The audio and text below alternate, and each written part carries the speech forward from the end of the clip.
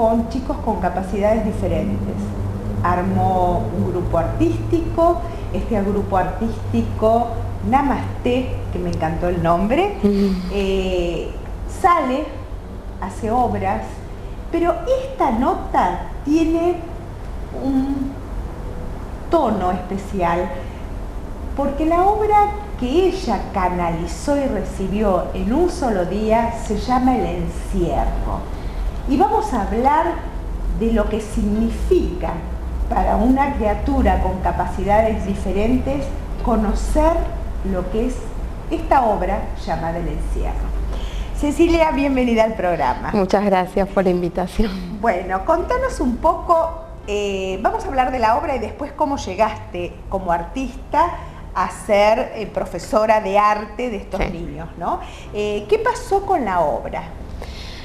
Bueno, la obra, a medida de que fui transitando las medicinas alternativas y todas estas cosas, como nos dedicábamos al arte, decía, hay que hacer algo una obra que llegue, que deje un mensaje para todos, ¿no? Para el que conozca y no alguno de los caminos.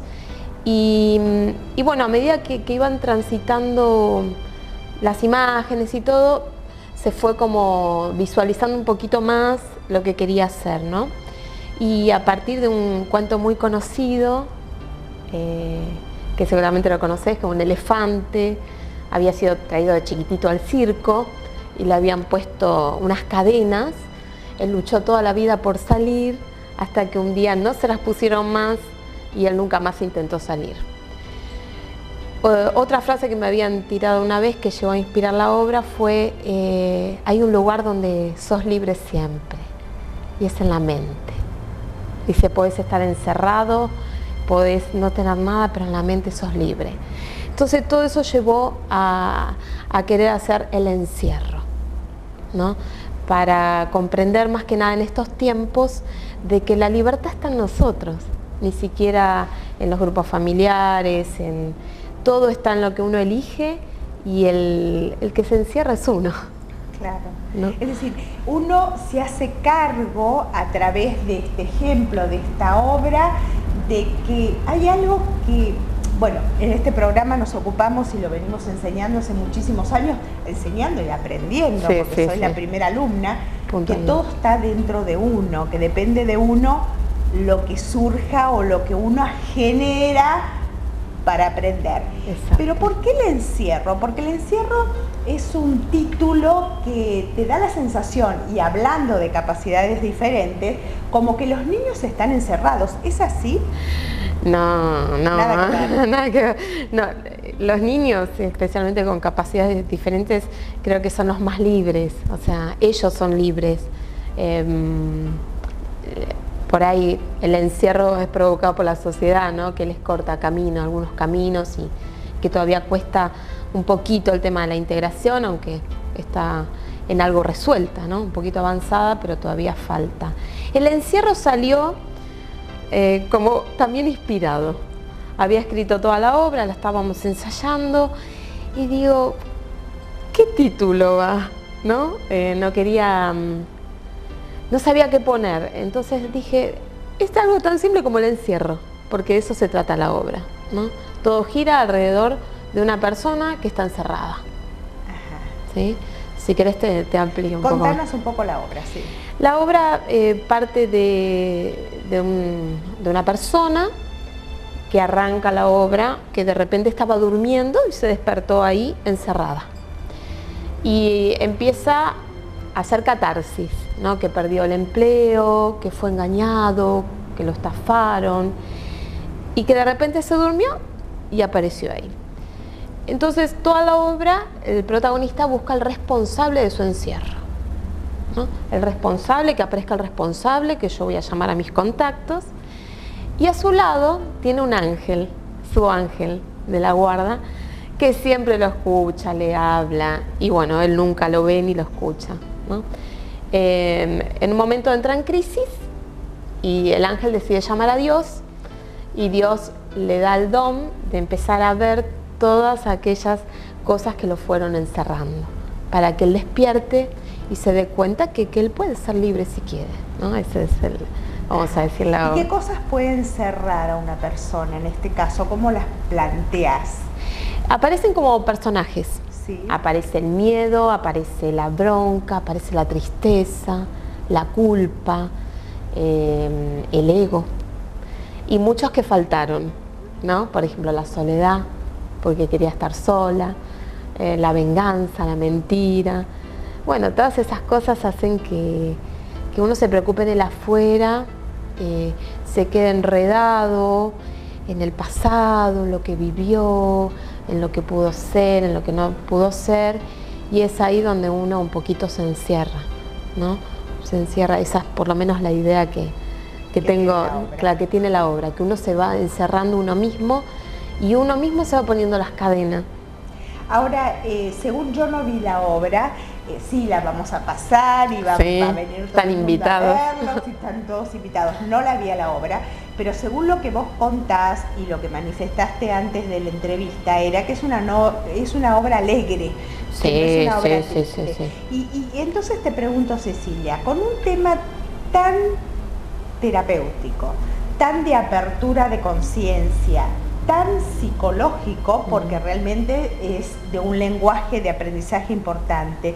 ¿Qué pasa con estos chicos, con los artistas? Porque en realidad los artistas con capacidades diferentes son niños que viven el aquí y el ahora. No están planteándose qué va a pasar dentro de un año, dentro de 10 años, o si van a poder caminar, o si van a poder hablar, o si va un chiquito con síndrome de Down, si va a poder cambiar, porque la conciencia de ellos nacieron así, aceptaron eso, el grupo familiar los educó, la sociedad los educó para vivir el aquí y el ahora. ¿Qué pasa con ellos?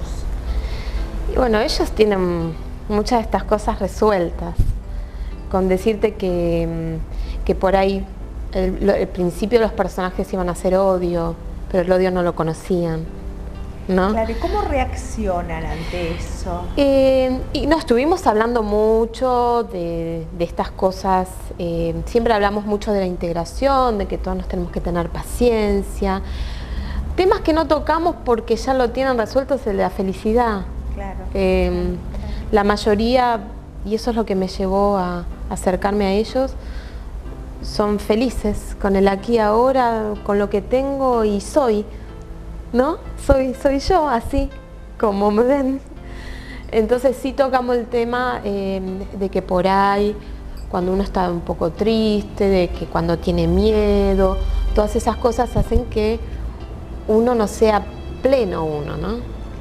Claro. Que puedan ellos entender otra realidad, ¿no? Exactamente, bueno, otra realidad y bueno, por ahí a veces sí hay que pulir un par de cositas en todas las personas de bueno, saber que uno puede elegir. Si está triste puede ponerse alegre, si está, qué sé yo, un poquito deprimido puede poner un poco de onda y ver un poquito más allá. Es como un poco esta invitación para todos, ¿no? Cecilia, quiero preguntarte, y ahora sí damos vuelta a la página, dale, porque tu obra es muy linda la que estás haciendo. Gracias. Esto tiene un porqué. Esta obra está dedicada en memoria a Javier Di Vito. Javier Di Vito estuvo en nuestro programa, participó varias veces y falleció el año pasado, o este año, ¿no? Este año, el año, de año. Sí. Bueno, el año pasado. Muy joven, dejó muchos libros escritos, viajó a muchos lugares, a México, en fin, y sentiste la necesidad de dedicarle la obra. Pero esto tiene un hilo conductor. ¿Qué pasó en tu vida como artista, porque sos artista, para llegar a dedicarte a esto? Contanos un poco tu historia. Bueno, pasó un poquito por muchos estados, ¿no? De chica nací con esto de querer ser artista, de hacer teatro, pasé por una época que soñaba con estar en televisión, después se me pasó y me dediqué más al teatro y en un momento me puse a dar clases de teatro y la vida nos había puesto, por eso a veces las cosas uno nos sorprenden. De chiquita mi mamá y papá cuidaban chicos que salían en adopción. Y uno de ellos, chiquitos que nos acompañó en casa, los cuidamos los primeros días y con los años descubrimos que tenía una discapacidad, una cierta discapacidad por los abandonos, por todo esto que había sufrido, y él empezó a venir a mis clases de teatro, ¿no? Y ahí se produjo una integración. Tengo también una mejor amiga que está en sillita de ruedas, y bueno, todo eso me fue invitando a decir, bueno, qué lindo, quiero integrar, ¿no? Quiero dedicarme a esto, realmente creo en la integración de todos los seres humanos, sin hablar de discapacidades, sino de seres humanos. Y fue ahí que empecé a dar clases, vamos a decir, de teatro con capacidades diferentes. Después quise ampliarlo, que estas obras se vean, que estuvimos en radio, estuvimos en teatro, y entonces lo que proponíamos era integración entre las discapacidades, entre comillas, e integración con todos. Así fueron que hicimos obras con lenguajes para todos, pero algo faltaba.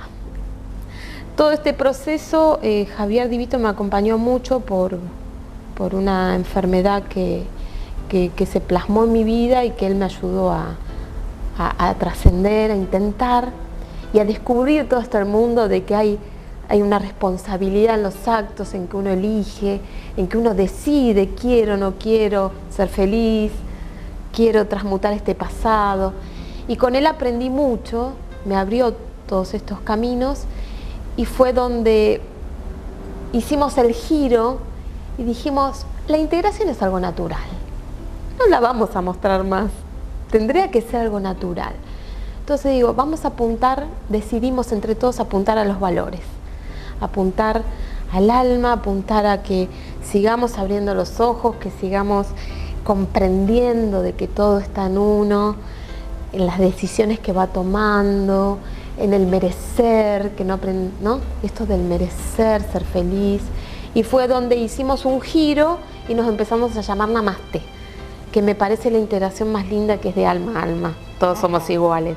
Es decir, la fundación se llama Namaste. Sí. ¿Es una fundación? En este momento somos un grupo artístico. Un grupo artístico. Un grupo artístico, así le llamamos. Correcto. Y lo que pretendemos es que todos los trabajos, más allá que se va a ver la integración, es algo que no vamos a resaltar, sino que vamos a resaltar el que todo deje un mensaje.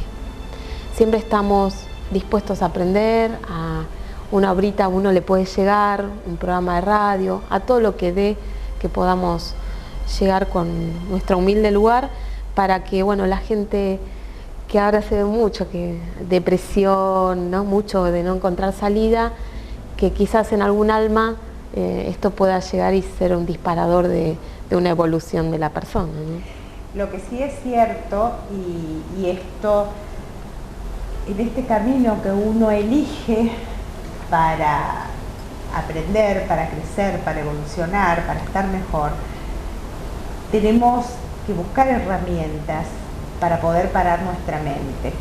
El arte, el teatralizar, el dramatizar, el compartir, el estar en grupos, en pares, ayuda muchísimo a poder elevarse, a poder entender esta humanidad y a poder entender por qué razón nos reencarnamos con capacidades diferentes. Y les voy a dejar, te voy a agradecer, Cecilia, por la nota, y voy a dejar solamente una pregunta en el aire.